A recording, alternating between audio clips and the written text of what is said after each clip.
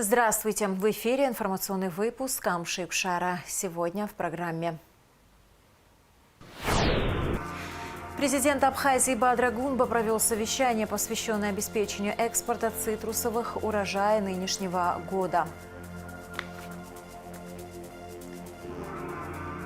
В столице банк ЦМР Абхазия переехал в новое здание. Теперь клиенты банка обслуживаются по адресу улица Ардзенба, 115.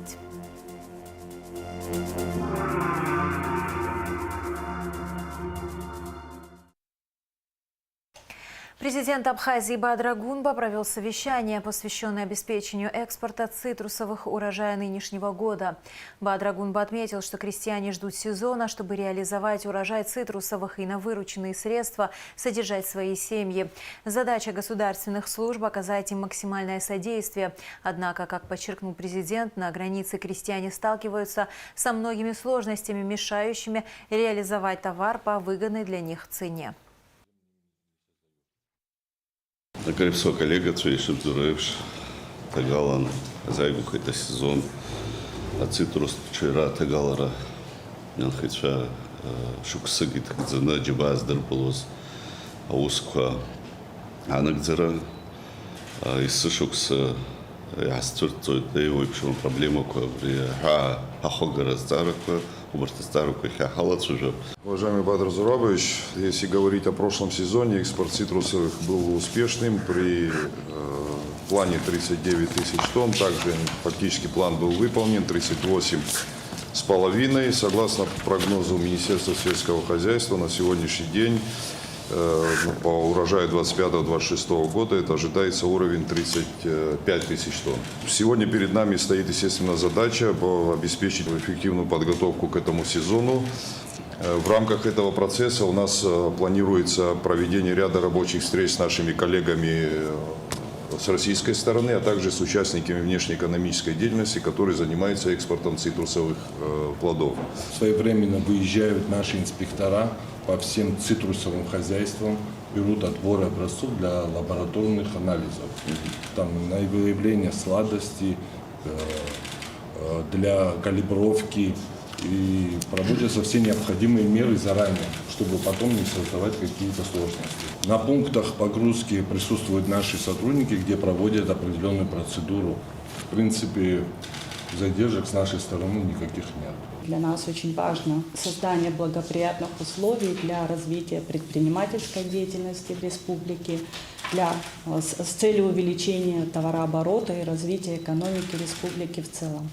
Пользуясь случаем, хочу обратить ваше внимание, что с 2017 года Торгово-промышленная палата ведет реестр экспортеров, с которыми мы сотрудничаем на основе договоров. И данный реестр включает 135 экспортеров. Хочу отметить, что за последние годы, к сожалению, тот мониторинг, который провели наши специалисты, 70% из этого реестра абсолютно не осуществляют экспортную деятельность.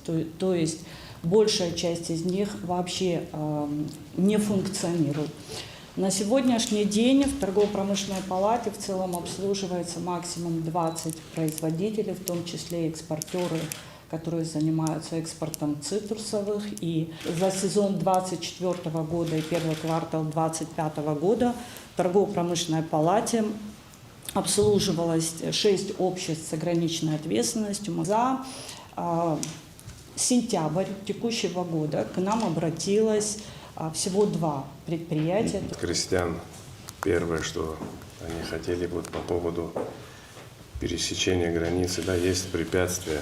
Скажу откровенно, по цифрам мы видим одно, да, а по факту при переходе границы чуть другие цифры получаются. И тоже есть немалое возмущение со стороны крестьян, потому что есть семьи, которые ежегодно труд, пот, как говорится, вкладывают в это и рассчитывают именно в этот сезон что-то заработать, чтобы целый год прокормить свои семьи. Подводя итоги совещания, президент заявил, в времена, когда крестьяне и другие экспортеры цитрусовых на границе платили так называемые неофициальные платежи, должны остаться в прошлом. Сотрудники таможенного комитета, госстандарта, карантинной инспекции обязаны взимать платежи исключительно в размерах, утвержденных Кабинетом министров. Это касается и пограничной службы. Президент дал указание службе государственной безопасности следить за неукоснительным выполнением данного поручения. В случае, если будут зафиксированы факты незаконных поборов с крестьян, ответственность понесет не только сотрудник, допустивший нарушение, но и руководитель соответствующего ведомства. Президент уверил всех, что ситуацию будет контролировать лично. Торжественное собрание, посвященное 33-й годовщине со дня образования вооруженных сил, прошло в Министерстве обороны. К присутствующим обратился и поздравил с праздником министр обороны, герой Абхазии, генерал-полковник Владимир Ануа. В своей речи он рассказал о становлении Министерства обороны, о знаменательных датах в период Отечественной войны народа Абхазии, о первом президенте Владиславе Григорьевиче Ардзинба. Также Владимир Ануа упомянул о совместных учениях с Российской Федерацией, о взаимодействии в целом. В рамках мероприятия военнослужащим были присвоены воинские звания. В этот знаменательный день здесь среди участников торжественного собрания представители общественности, военачальники, участников Отечественной войны народа Абхазии, военнослужащие, молодые воины, только что вступившие на почетный путь служения Родине. Многие из присутствующих внесли большой вклад в укрепление обороноспособности республики, имеют самое непосредственное отношение к нашей армии.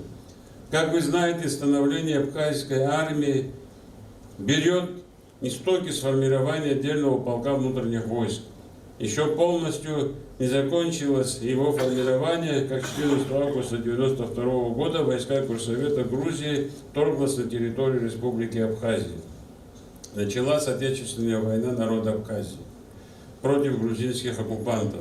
18 августа 1992 года президент Верховного Совета Республики Абхазия принял указ о создании Государственного комитета обороны, в руках которого сосредоточилась вся полнота власти по обороне республики. В ответ на реальную угрозу истребления абхазского этноса на его защиту поднялись братские народы Северного Кавказа для оказания нам помощи. В Абхазию стали прибывать казаки Юга России, добровольцы ближнего зарубежья из России, представители зарубежной диаспоры Турции, Сирии, Иордании и так далее. Президент правительства республики уделяет постоянное внимание совершенствованию обороноспособности армии, укреплению ее материально-технической базы. Уважаемые товарищи, мы ежедневно стоим на страже мира и безопасности, обеспечивая спокойствие и суверенитет государства. Желаю вам крепкого здоровья, благополучия, успехов в выполнении всех поставленных задач и, самое главное, мирного неба. С праздником вас, дорогие товарищи! Посмертное награждение бойцов, погибших на Донбассе, прошло в городском военкомате. Матерям, женам и родственникам были вручены медали за боевое содружество. Организатор мероприятия – Министерство обороны Республики Абхазия. Награды получили 15 человек. Награды вручал заместитель главы города Сухум Автандил Сурманидзе. У меня сын погиб 25 мая в 24 году. Его звали Хмелев Даур. Мой сын был очень честный, добросовестный, храбрый. Мне не стыдно за него. Он рвался туда. Я что могла сказать? Я говорю, хорошо, говорю, Даур, говорю, будем ждать. Но у меня всегда была тревога. Вернется, не вернется. Вот 1,5 года мучилась, потом эту мысль я отгоняла. Хочу сказать всем спасибо, что сегодня вспомнили наших детей. Каждый из них достоин звания героя, звания посмертного мужества, не жалея ни себя, даже на матерей не жалеем. Дойдите сюда, пожалуйста. Все наши дети герои, я так считаю. Не бывает лишних детей, но когда единственного сына хоронишь, кажется, что все, земля ушла из-под ног. Я вот уже 2 года будет, 25 мая, я еще не приняла его смерть. Пусть их имя останется навсегда, чтобы наших детей не забывали ни в Абхазии, ни в России. Они вели себя достойно, воевали достойно. Светлая им память нашим детям, нашим героям. Все они для нас герои. Эти ребята героически сражаются сегодня. Не каждому дано такое сделать. Очень тяжело на эту тему говорить, так как я вот на Донбассе бываю очень часто и не понаслышке. Видел все это своими глазами за последние 5 лет, 6 раз в Луганске был, 6 раз в Донецке был. Я знаю, как это тяжело. Когда я там нахожусь, я всегда интересуюсь судьбой наших ребят, спрашиваю, Равицба часто приезжает к нам, разговариваем с ним. Ну, делаем общее дело, вы знаете же, да, вот когда вот операция началась на Донбассе СВО, маленькая Абхазия поддержала Российскую Федерацию в этой войне. И после этого я ездил в командировку много раз и спрашивали, так, этот как, такая маленькая страна, вы не испугались, поддержали операцию на Донбассе. Я им сказал, что за нами стоит наш стратегический партнер и союзник, как Российская Федерация, нам бояться нечего и некого. Мой внук Тужба Даниэль Асланович, он погиб 22 августа 24 года. Ему было всего только 20 лет, исполнилось в июле. В 20 он погиб. Его дедушка погиб в Цугуровке в 92 году. Вот он как бы подвиг дедушки совершил. Все, что я могу сказать, спасибо вам за все, что вы помните. В АГУ состоялась церемония вручения свидетельств слушателям курсов повышения квалификации для учителей изобразительного искусства общеобразовательных школ республики. Организаторами являются Республиканский центр повышения квалификации и переподготовки кадров при АГУ и Министерство просвещения республики. В церемонии принимали участие 43 учителя со всех районов страны. Из них 27 педагогов республики успешно завершили установочную сессию курсов. Курсы направлены на повышение уровня знаний учителей в сфере изобразительного искусства. Лекции, тренинги и мастер-классы от профессорско-преподавательского состава факультета искусств – все это входило в лекционные курсы. Учителя имели возможность обменяться опытом, обсудить актуальные проблемы и выработать новые подходы к организации уроков ИЗО. Сегодня здесь у нас в зале присутствуют учителя со всех районов Абхазии, которые прошли курсы повышения квалификации по изобразительному искусству. Такие курсы по этому предмету мы провели впервые. Вы прошли установочную сессию, вы написали рефераты, это были лекции, тренинги, беседы, лабораторные работы, практические занятия. Те, которые прошли все эти вот этапы и написали рефераты, тем мы сегодня будем вручать удостоверение о том, что вы прошли курсы повышения квалификации. Вы набрали определенный опыт работы и надеемся, что это вы сможете донести до учителей и до своих учеников. Вы повысили свои знания, умения благодаря нашим уважаемым уже мэтрам в своей профессии. Я думаю, вы получили очень много полезной информации и знаний много, и вы это все сможете использовать в работе с подрастающим поколением.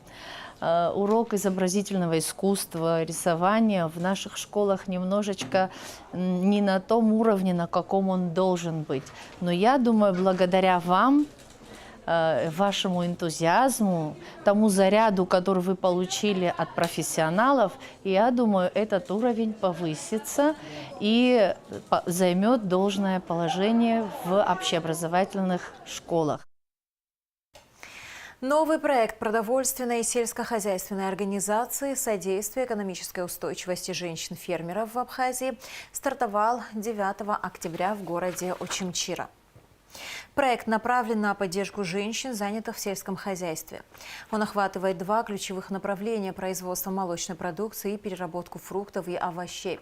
Помимо предоставления технической помощи, проект включает сельскохозяйственный компонент, в рамках которого фермеры будут обучаться современным практикам ведения хозяйства. В ходе мероприятия участницы узнали о целях проекта, его этапах и формах. Запуск проекта – еще один шаг к созданию прочной основы для долгосрочной поддержки женщин в аграрном секторе. Проект реализуется при финансовой поддержке швейцарского агентства по развитию и сотрудничеству. Министр здравоохранения Абхазии Эдуард Будба встретился с делегацией Минздрава РФ. В ходе встречи были рассмотрены ключевые аспекты профилактики инфекционных заболеваний, включая подготовку к предстоящему эпидемиологическому сезону острых респираторных вирусных инфекций и вопросы вакцинации населения. Особое внимание было уделено обмену опытом и методическими рекомендациями по улучшению системы эпидемиологического надзора и контроля, а также стратегическому планированию мероприятий по предотвращению распространения инфекционных заболеваний. В составе российской делегации руководитель Центра клинической вирусологии Мария Лосеева и заведующий кафедрой инфекционных болезней и эпидемиологии, доктор медицинских наук, профессор, главный внештатный специалист по инфекционным болезням Минздрава РФ ЮФО Владимир Городин. Во встрече также участвовали представители профильных управлений Минздрава Республики Абхазия, руководство санитарно-эпидемиологической службы, главврачей медучреждений. К другим новостям. Легендарный спортсмен Александр Карелин, трехкратный олимпийский чемпион по греко-римской борьбе, провел 9 октября мастер-класс в селе Лыхна. Мероприятие состоялось в недавно отремонтированном зале вольной борьбы, который находится в здании Дома культуры. Ремонт зала был проведен по инициативе президента Бадры Гунба. Приезд Карелина стал значимым событием, собравшим молодых спортсменов со всей Абхазии. На мастер-классе он поделился с участниками секретами подготовки, рассказал о своем спортивном пути и продемонстрировал приемы, ставшие классикой борьбы. В Звандрибжской средней школе заменили кровлю, а также произвели работу по очистке близлежащих территорий. Смотрите сюжет гудаутского телевидения. 7 октября наша съемочная группа посетила село Звандрибж, где в средней школе имени Маджида Пкин прошли ремонтно-восстановительные работы по замене кровли. По инициативе депутата парламента Беслана Халваш данный вопрос был рассмотрен во всех компетентных инстанциях и стало возможно проведение данных работ. На строительные нужды было выделено до 6 миллионов рублей. Замена кровли произведена как в основном здании школы, так и в спортзале и подсобных помещениях, общей площадью 1650 квадратных метров. О нюансах работы с нами поделился прораб Гудаутской городской строительной организации Игорь Амичба. Залез на крышу, на чердак, дефектный акт составил, посмотрел, как она течет. Шифер почти 90% побитый был. Стропильная система, ничего было. И по ходу работы стропильную систему процентов 35-40 поменяли, обрешетку поменял. Трудностей, чего боялся я всего, дождя. Я вскрыл частями, спортзал есть, актовый зал первый вскрыл. Бог мне помог, погода была хорошая, я его накрыл. А вот когда главный корпус начал делать, одну сторону вскрыл, за 2 дня его перекрыл, потом пришлось мне ждать, 3-4 дня дождь шел. И через 3 дня я его тоже закрыл. Что следующим этапом нужно будет отремонтировать в школе? Мое мнение, спортзал сделать. И вот зал на 50 квадратов, естественно, с раздевалками, с душевыми. Вода здесь есть. На крыше у нас на чердаке лежит расширительный бак до 3 тонн. Хороший. Я с подачи Беслана Викторовича меня попросил, посчитай. Я объемы отправил в сметный отдел. Они мне прислали сумму с НДСом до 3,5 миллионов. После Нового года, надеюсь, будем делать. Помимо крыши были произведены работы по очистке прилегающих территорий, установлены новые двери и многое другое. Замена крыши была завершена за 21 день. Несмотря на то, что Звандрибжская средняя школа является одной из последних построенных в советский период, большая часть помещений непригодна для эксплуатации и требует капитального ремонта. Учитывая, что само здание, его размеры, количество помещений имеет огромный потенциал для развития, надеемся, начинание Беслана Халваш, а также директора школы и других сельчан не останется без поддержки со стороны государства. Астамурайба, Дамир Гонджио, Гудаутское районное телевидение. Ночью в Абхазии прошел сильный ливень с ветром. В Гале он повалил несколько деревьев, перекрывших дороги, оборвавших провода и повредивших крыши домов. Речь идет о 4 частных домах, школе номер 2 и ресторане. Глава администрации дал поручение экстренно решить проблему с крышами домов. Коммунальные службы занимаются устранением последствий стихии. Автомобильное движение восстановлено. 8 октября 2025 года Совет по правам человека ООН принял резолюцию, в которой выразил серьезную обеспокоенность и глубокую озабоченность в связи с нарушением прав этнических грузин, проживающих в Республике Абхазия. Однако уполномоченная по правам человека в Абхазии Анна Скишмария считает, что принятая Советом резолюция, подготовленная грузинской стороной, не отражает реального положения дел в Республике Абхазия и не может считаться объективной. В Республике Абхазия, как и в других государствах мира, безусловно, существуют нарушения прав человека. Однако односторонний подход к причинно-следственным связям их возникновения, а также отрицание фактов принятия государственными органами Абхазии действий по их защите и восстановлению не могут служить основой для объективной оценки состояния прав человека в республике, подчеркнула уполномоченная по правам человека. Министерство просвещения передало проекту «Детские комнаты в поликлиниках Абхазии. Книги Анбан и приключения Пиноккио» на абхазском языке. Проект «Детские комнаты в поликлиниках» инициирован финалистами команды Абхазии. Планируется, что в медучреждениях Сухума, Гагры, Гудауты, Учимчиры и Гала появится возможность создать комфортную среду для маленьких пациентов. Проект «Детские комнаты в поликлиниках» инициирован финалистами команды Абхазии. Планируется, что в медучреждениях Сухума, Гагры, Гудауты, Учимчиры и Гала появится возможность создать комфортную среду для маленьких пациентов.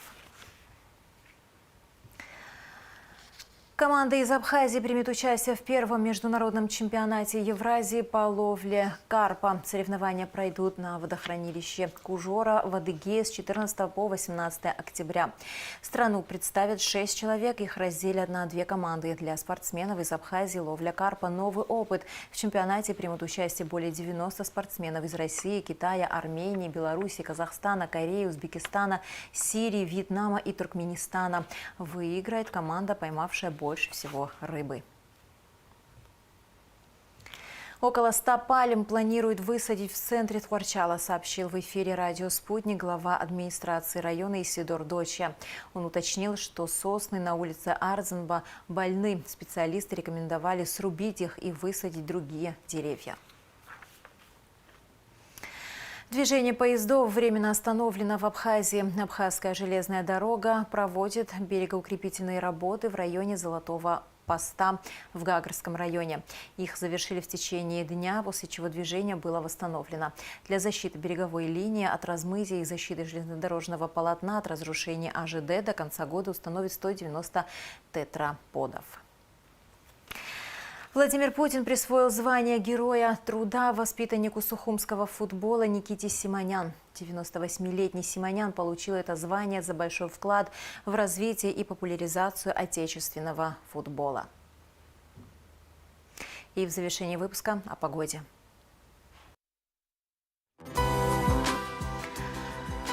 В пятницу на ближайших выходных территория Черноморского побережья Абхазии по-прежнему будет находиться под влиянием холодных атмосферных фронтов циклона с юга. Облачно ожидается значительное ухудшение погоды. Дожди разной интенсивности и продолжительности. Температура воздуха ночью 7-12, днем 7-18 градусов. Температура морской воды 20 градусов.